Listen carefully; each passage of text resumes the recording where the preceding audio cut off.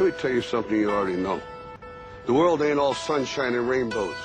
It's a very mean and nasty place, and I don't care how tough you are, it will beat you to your knees and keep you there permanently if you let it. Life is tough. That's a given. When you stand up, you're going to be shoved back down. When you're down, you're going to be stepped on. My advice to you doesn't come with a lot of bells and whistles. It's no secret. You'll fall down, you'll stumble, you'll get pushed, you'll land square on your face.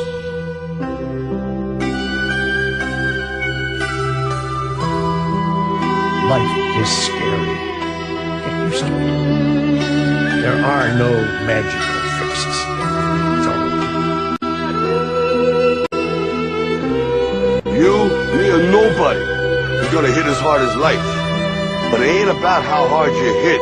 It's about how hard you can get hit and keep moving forward. How much you can take and keep moving forward. That's how winning is done. A lot of people in this world search endlessly for some complex, magical formula to understand why some people are successful and why others are not.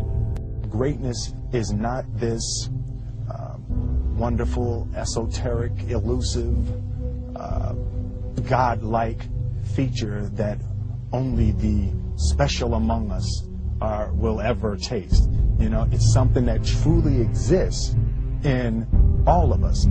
The heaviness of being successful was replaced by the lightness of being a beginner again. I'm convinced that the only thing that kept me going was that I loved what I did. You've got to find what you love. There's a certain delusional quality that all successful people have to have. When you want to succeed as bad as you want to breathe, then you'll be successful. The only thing you care about when you're trying to breathe is to get some fresh air. That's it. And when you get to the point where all you want to do is be successful as bad as you want to breathe, then you'll be successful. But what is most important is don't be afraid to fail. You can't always win, but don't be afraid of making decisions. You might never fail on the scale I did, but some failure in life is inevitable. It is impossible to live without failing at something, unless you live so cautiously that you might as well not have lived at all, in which case you fail by default. When I was 17, I read a quote that went something like, "If you live each day as if it was your last, someday you'll most certainly be right."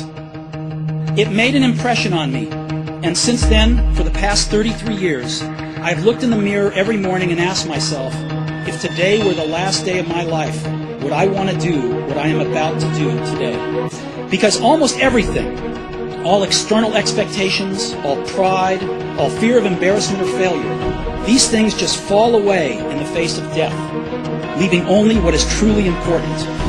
Remembering that you are going to die is the best way I know to avoid the trap of thinking you have something to lose. Is distinctly different about me is I'm not afraid to die on a treadmill. You might have more talent than me, you might be smarter than me, but if we get on the treadmill, there's two things. You're getting off first, or I'm going to die.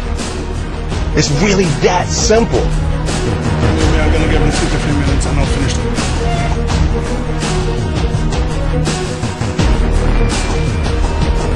Then I promise that he will make it 2 until 3 minutes in the kickboxing ring with me this time. It's like you have to save your own life.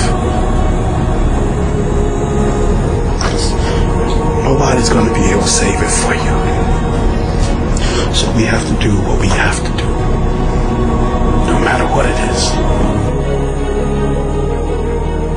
This is what I believe, and I'm willing to die. Period. No matter how bad it is, or how bad it gets, I'm going to make it. Say that to yourself every day. Our deepest fear is not that we are inadequate. Our deepest fear is that we are powerful beyond measure. I'm motivated by fear. What we are trying in all these discussions and talks here is to see if we cannot radically bring about a transformation of the mind. Not accept things as they are, but to understand it, to go into it, to examine it, give your heart and your mind with everything that you have to find out a way of living differently. But that depends on you and not somebody else. Because in this there is no teacher, no pupil, there is no leader, there is no guru, there is no master, no savior. You yourself are the teacher and the pupil, you are the master, you are the guru, you are the leader. You are everything. To understand is to transform what is. You know, when you get old in life, things get taken from you. I mean, that's part of life. But you only learn that when you start losing stuff. You find out life's this game of inches. On this team, we fight for that inch. On this team, we tear ourselves and everyone else around us to pieces for that inch. We claw with our fingernails for that inch. Because we know when we add up all those inches, that's gonna make the fucking difference between winning and losing. Between living and dying.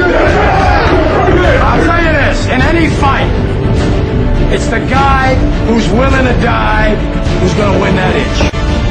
Now, if you know what you're worth, now go out and get what you're worth. But you gotta be willing to take the hits and not pointing fingers saying you ain't where you want to be because of him or her or anybody. Cowards do that, and that ain't you. You're better than that. Yeah. And I know if I'm gonna have any life anymore, it's because I'm still willing to fight and die for that itch. Because that's what living is. The 6 inches in front of your face.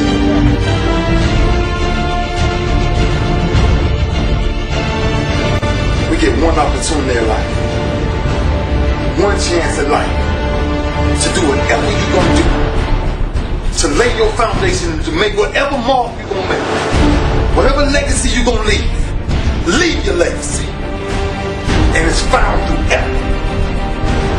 Wins and losses come a dime a dozen, but effort, nobody can judge effort, because effort is between you and you. Effort ain't got nothing to do with nobody else.